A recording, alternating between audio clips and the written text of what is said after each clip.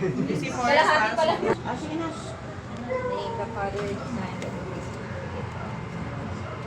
Lord God, thank you for this day. Thank you for arranging the schedule, Lord, na mag-celebrate kami ng Christmas party together.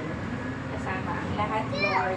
Thank you, Lord. Thank you for all the blessings that you have given para makapag-help ng ganitong klaseng event, Lord, para makapag-enjoy po ang lahat. We're also praying for those people na hindi namin kasama, Lord. Sana okay lang sila, Lord, and as well as sana may mga respect, Lord, gumaling din, Lord.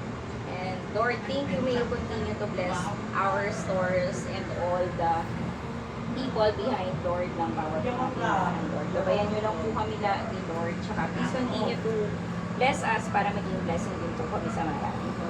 In Jesus' name, Lord, sana i-bless mo din po pala yung food na kainin namin. May this nourish hindi lang yung physical body namin, Lord, but also yung spiritual body namin, Lord.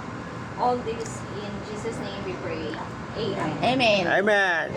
Amen. Goodbye. Amen. Message from the president. Talagang very, no? Very formal.